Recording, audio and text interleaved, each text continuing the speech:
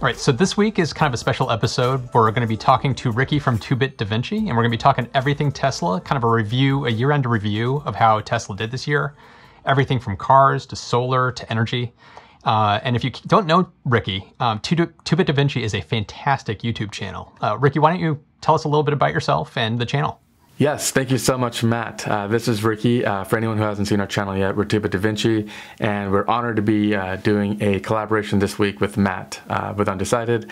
And yeah, it's going to be a two-part series, I think, and we'll host one half on this channel, the other half on our channel. So we'll put links to both to make sure to tune in for both. Well, to kick this off, let's talk about some of the sales and kind of competition, what's been going on with Tesla for the past year.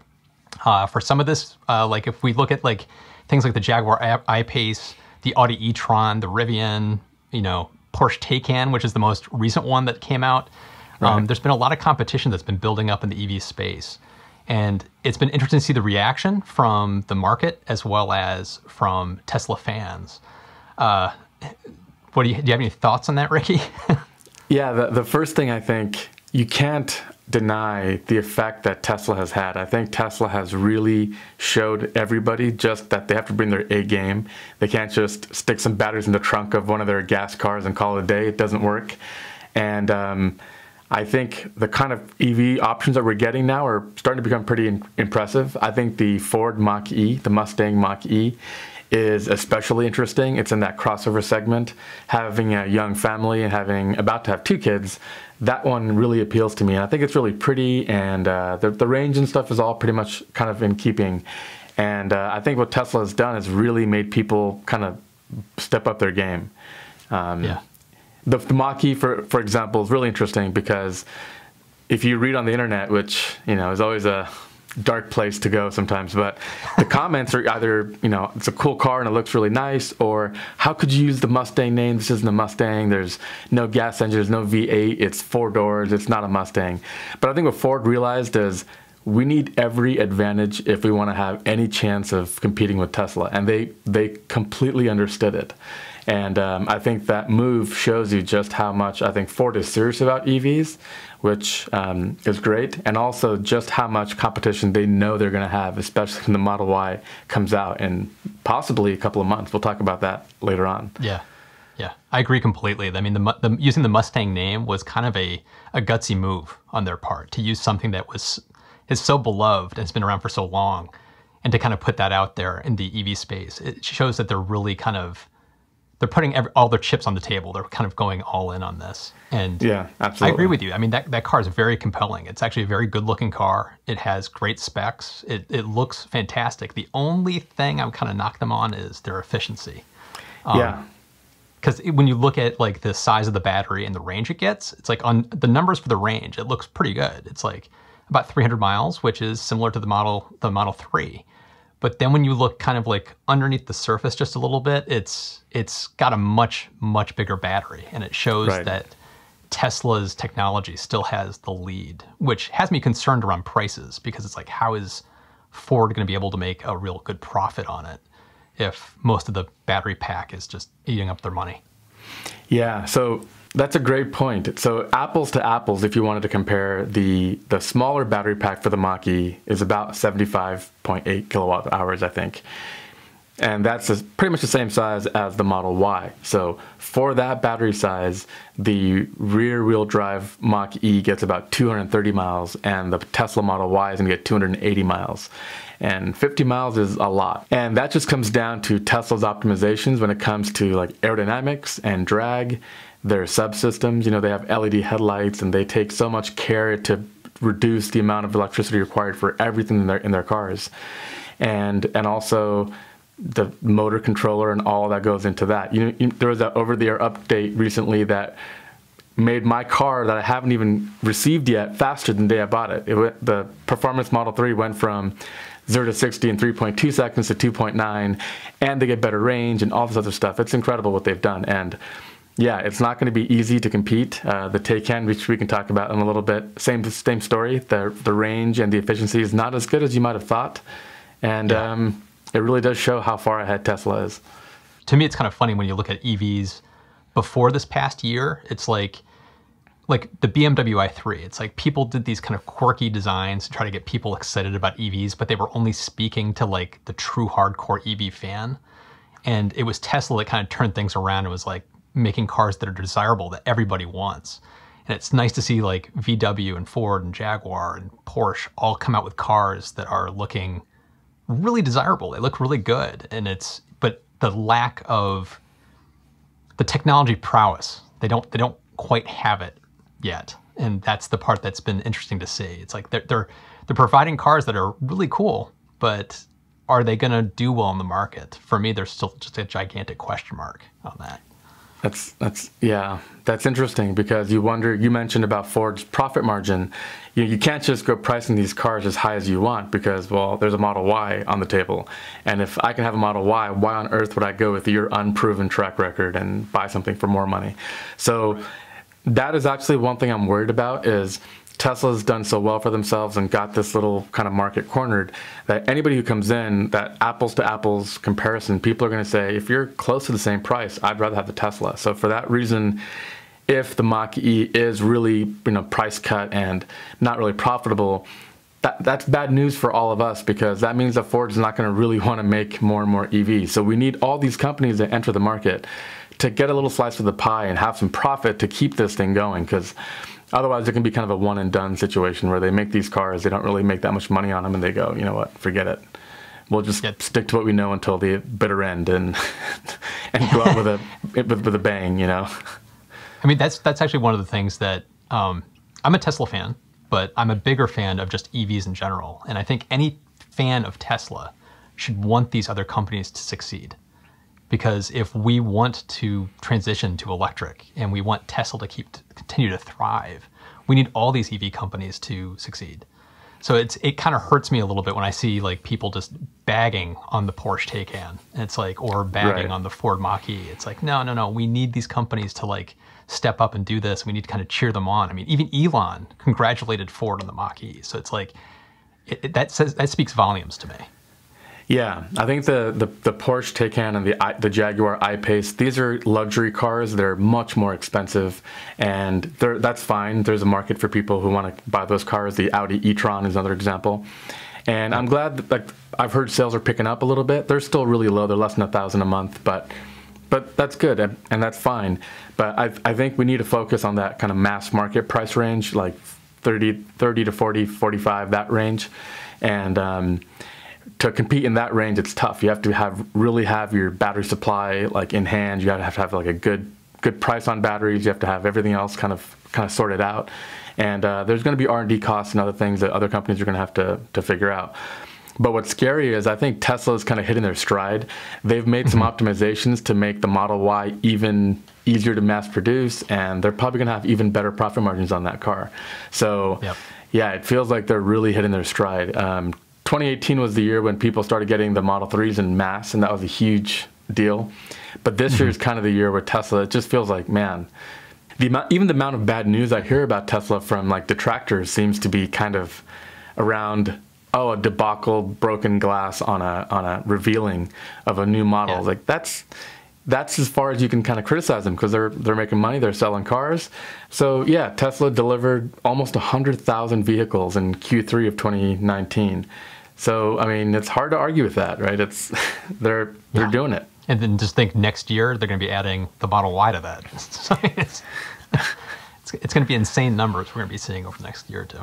Yeah, the Model Y is really fascinating because, in the US especially, that crossover SUV segment is the biggest and fastest growing.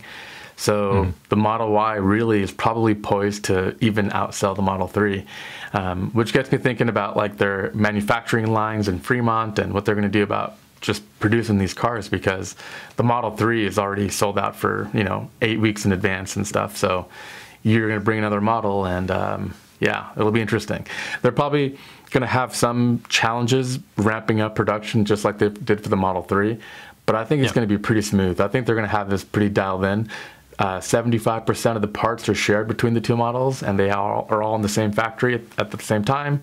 So I think they're going to have this thing moving along pretty quickly. Yeah, they learned a lot from that Model 3 ramp up. So it's like they're not going to make those same mistakes again. It's going to be much, much smoother this time out. Yeah. And I've even heard reports that the Model Y might start being ready to ship like Q1, Q2 of 2020, like ahead of schedule. And I wouldn't be surprised because I think people have that memory of, oh, Elon, I've heard this so many times, oh, Elon overpromises and they never hit their deadlines and they'll be years delayed. Well, they're a new company. They haven't been doing this. It's not like they've made 100 cars and every time they're delayed. No, it was like one time, the Model 3, their first mass production car. And you have to imagine they're going to figure this stuff out and just get better and better at this going forward. Yeah. Yeah, I agree completely. So do we want to talk about the elephant in the room, though, with the Porsche Taycan? Get into it. Let's talk about it. Okay, so the Taycan, when it came out, like I said earlier, it's an incredible looking car. It's highly desirable. If you're a Porsche fan, of course it's going to speak to you. They came out of the gate talking about how their battery tech and the way the car was designed was better than the Model S because they could do repeated, 0 to 60 times again and again and again and not have any, hit to performance. Where the Model S, the performance gets worse over time as the battery heats up. And are they right? Yes, they are. But there was kind of the elephant in the room was they finally released the range of the Porsche Taycan, and it's coming in, what is it, 201 miles? Yeah, exactly. Yeah, 201 miles on a battery pack that's basically the same size as the Model S. It's like 100 kilowatt hour battery pack. Yeah. Right. So you're talking about a car that's at the high end $150,000 that has a dramatically lower range of a car that's $50,000 less. The Model S is 50 grand less than the Porsche. It's like, yeah, okay, yeah, you can do repeated takeoffs on it, and it's going to be great on a track. But you're comparing a car that they're saying is a track car to a family sedan. A 7-year-old family sedan. Yeah, a 7-year-old sedan that can still hold up to what the Porsche is doing. It's just, to me, it's just like a real it's kind of a black eye to Porsche, the way they kind of approach this. Yeah, and Tesla and Elon have already been kind of testing the Plaid Edition Model S on the Nürburgring. And, this is actually an interesting point, and we can talk about this in a little bit later on. But, this platform that they built the Model S on is such a good platform that 7 years later, they're making tweaks, and I've heard they've, made the seats more comfortable and a little bit smaller. They're still improving the car as they do. But that platform is so solid that they can take it and say, okay, Taycan's got this better cooling system, and they can run lap after lap. They're probably doing the same thing with the Plaid Edition. They're probably increasing the cooling capacity, which is all it is. Yep. Just make sure the batteries stay cool, especially as they start to heat soak and get warm at the beginning of a lap, as opposed to starting cool and fighting off the gradual heat that comes in.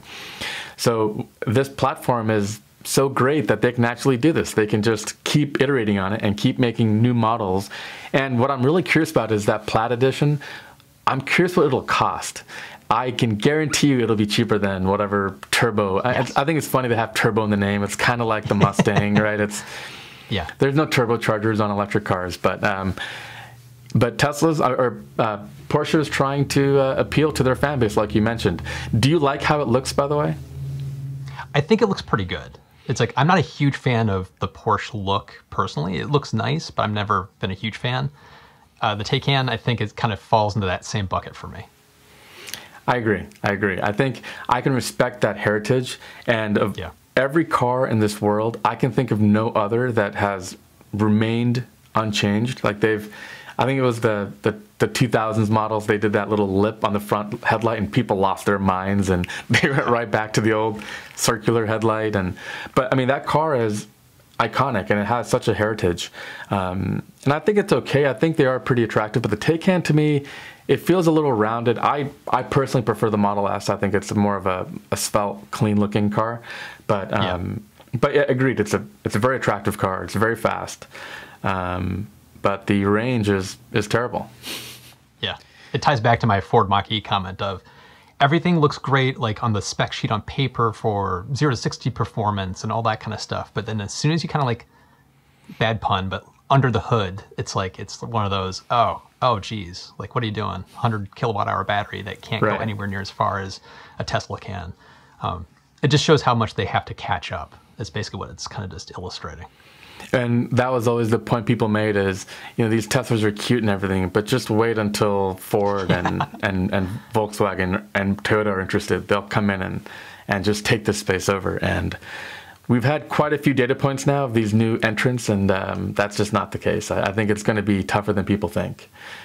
There's a new level of kind of tribal knowledge that goes into making electric motors and controllers and battery controllers and BMSs and everything else, and every company's gonna have to figure it out. And I think most people undersell how difficult that is. They think it's just grab a motor and slap it on and you're good to go, but it's a lot more than that. And I think people are starting to get that message. I mean, that ties in directly to one of the other things I know we wanted to talk about, which is the gigafactories.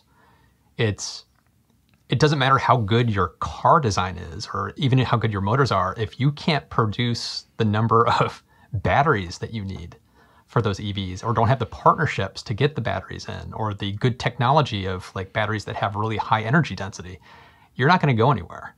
And so it's like Tesla built everything in parallel. So as they were ramping up, they built their Gigafactory 1. They built Gigafactory 3 in China, and now they're going to have a Gigafactory 4 in Berlin.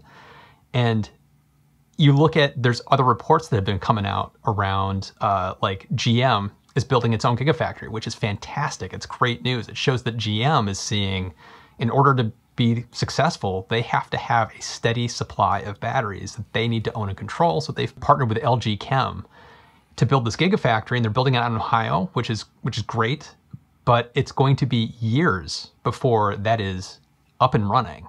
So it's like GM is going to have EVs hitting the market, 2022, 2023, supposedly. And this Gigafactory probably won't be up to speed before that. It's going to be after that it's probably up to speed.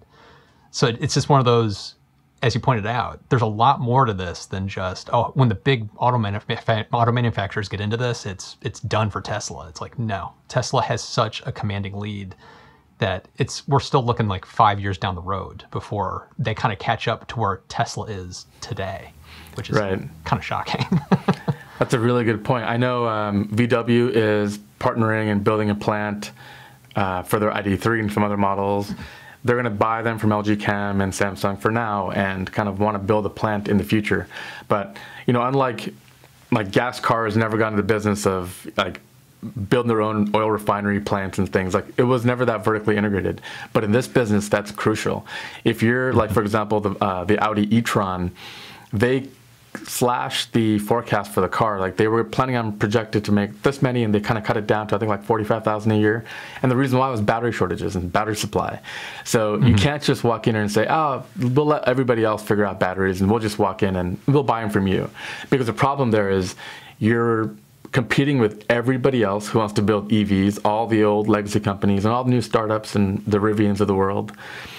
And two is so it's going to be hard to compete on that front. And then there's also the problem of price.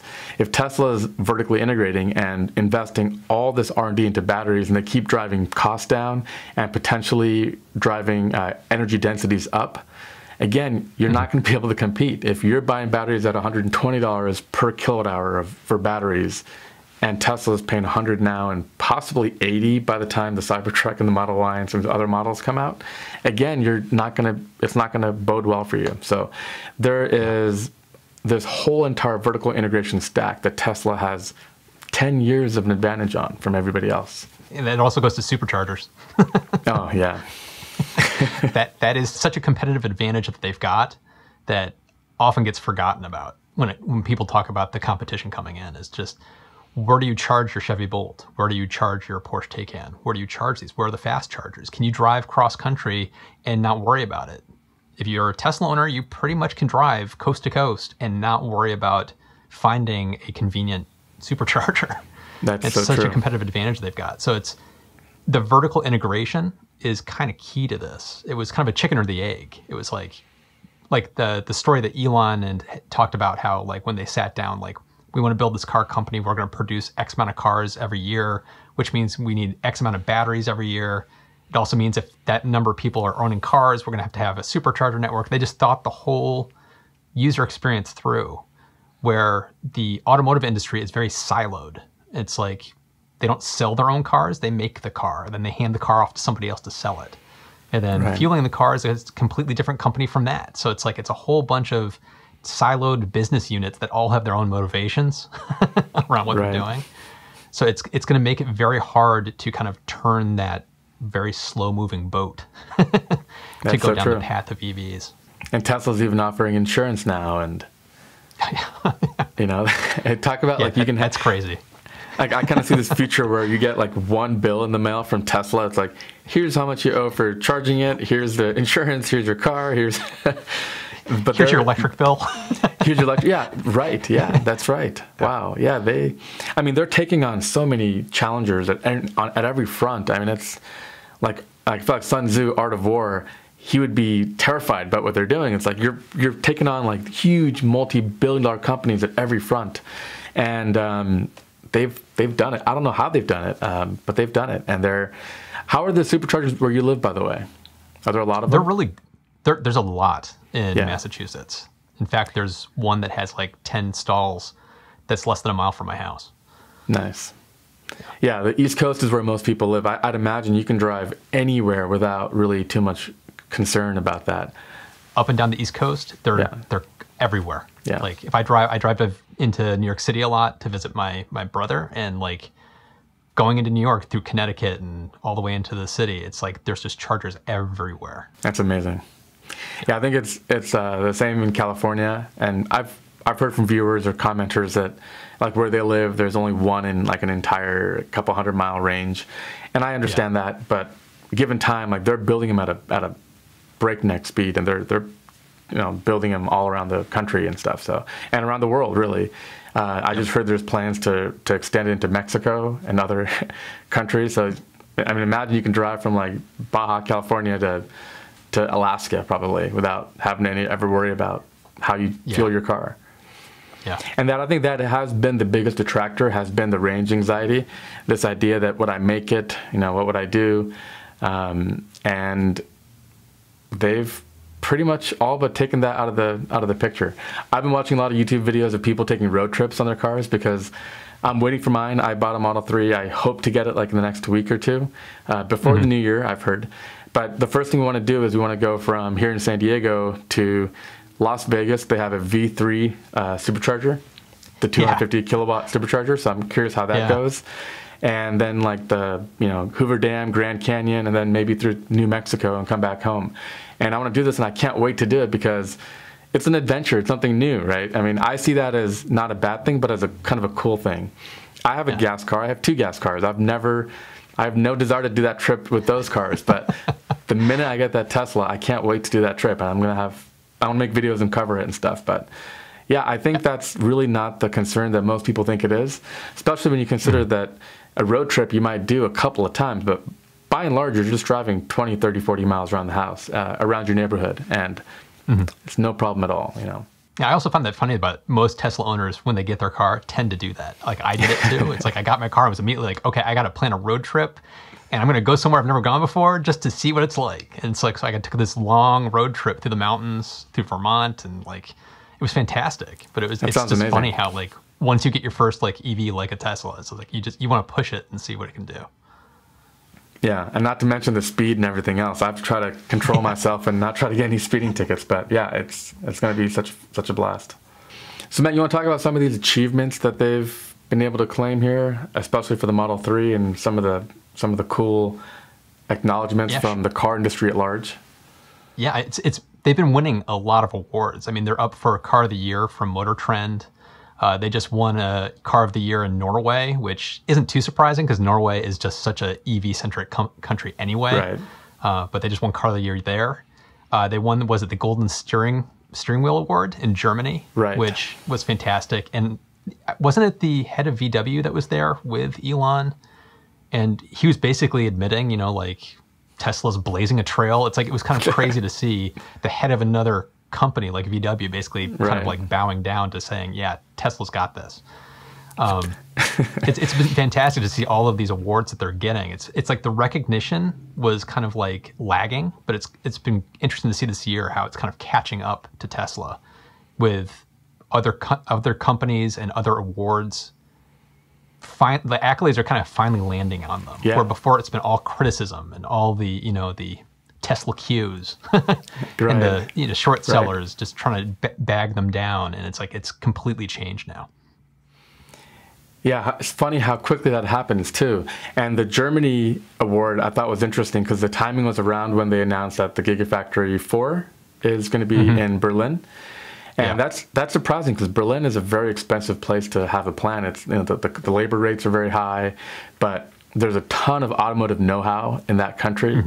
And I think the people of Germany are kind of getting the message. I think Germany and Japan are the two countries where I personally think they make the best gas cars. For me, especially Japan. And I think when you're really good at something, you're going to be the last person trying to switch over, right? Because Toyota and Honda and VW, they are leaps and bounds above everybody else, and there's almost no competition for them. So in a way, they're the ones that are going to be the last to make that switch in a way. But luckily, VW has gotten the message you mentioned about the CEO, and I think they see the writing on the wall, and more so than Honda and Toyota, because in Europe, these regulatory standards for cleaner emissions cars are really aggressive. Some of these countries have like proposed bans on internal combustion engine cars in the next 10 years, which is crazy. And so VW knows that most of their market is in Europe, whereas Honda and Toyota sell a lot of cars in North America. And I hate to say it, but in North America, we're kind of moving in the wrong direction a little bit, especially the last couple of years. But these things only go one direction. There's no going backwards. So it's just a matter of time before people get that message that it's time to go EV. Well, when, like you pointed out, like even the UK, I think is by 2035, there's a potential for them to kind of ban internal combustion engine cars being sold on the market in 10 years. And it's like China's doing the same thing. So it's like once Europe goes and China goes, whether the United States wants to or not, we're going to go along with it too. Because every auto manufacturer is going to have to deal with the majority of the world is buying electric vehicles. So everybody's going to have to do it whether they want to or not. Yeah, and that's kind of how the dominoes will fall, and it'll happen really quickly. Countries like China, where China doesn't export tons of gasoline cars, they were never really a big car manufacturing center. Norway doesn't have a car industry at all. So those kind of countries are going to be the ones on the forefront to push this innovation through because they don't have much to lose. But like the Chancellor of Germany, like her head's gonna be on the chopping block if she proposes tons of cuts, because how many millions of people are employed by Volkswagen and Mercedes and BMW? It's a huge number of Germans, and so they're gonna have to kind of compete with that. You want to talk about the Infinity deal owner? That was such a okay. So this story just like it threw me for a loop because I still don't know how I feel about it. But there was an Infinity dealership in Quebec that delivered a Tesla Model 3 to a very loyal Infinity customer that wanted to go EV but couldn't because Infinity doesn't have any EVs to give. There's something so hysterical, awesome, and horrifying all in this one story. It's just like it also illustrates the gap between a dealership and the company that makes the cars, because here's a dealership that sells Infinity, but they clearly are kind of like, they're throwing shade at the company of the cars they're selling because they want to make their customers happy and their customers want an EV, but they can't give it to them. So they help them get a Tesla, which is, I still can't wrap my head around that. I read a lot of The Onion, and when I first read that article, I started reading it and I was like, oh, Onion, great. I was like, no, this is actually electric. This is not The Onion. This is not a joke. This is real. But again, I think the Japanese companies, to my mind, the Japanese companies are going to be in the biggest trouble in a way, because Infinity, parent company, Nissan, they don't have any EVs other than the Leaf. Nissan does have the Leaf, but it's not a premium segment car. Infinity has nothing. Lexus has nothing in terms of pure EVs. And Honda Acura has nothing. There's not a car in that lineup. Jaguar has the iPace. They don't sell very many of them, but they have them there. If you went to a dealership, you could ask for one. Audi has the e-tron. So these guys at least have one. So if you have the money to buy a car and you wanted it, like this loyal Infinity customer, you have the option. But these companies have nothing. But there was an article I read recently that Lexus is going to create a new fully electric SUV, little SUV, kind of like the Mach-E kind of class. Right. So they will have one soon. But again, a lot of the times these moves feel like compliance moves where, well, we need to have one for this example right here, but we're not going to really push it too hard or make them too big of a deal. But we will at least offer one, and they should at least offer one. And from there, they can see how sales trends go and make better decisions, right? If you have none, how would you know if people are looking to buy an electric Infiniti, right? Yeah. So that basically wraps it up for today's conversation. And I'd really like to thank Ricky for joining me in this conversation. It's been a really fun collaboration working with you on this. This is a first for me. I know it's a first for you too. I hope you had fun doing this. Yeah, it's been a blast. Thank you so much for having us. And we definitely have to do this more often in the future. Yeah. And if you don't know 2 Bit da Vinci, you need to be subscribed and you need to be watching his channel. Because if you like my stuff, you're going to like his stuff. He talks about solar, renewable, EVs, Tesla. He talks about all of it. And he has really good insights into everything. So be sure to check him out and subscribe. I watch almost every single episode he puts out. Great stuff. And thank you so much for watching. And be sure to like, comment, subscribe if you haven't already. Thank you so much, and I'll see you in the next one.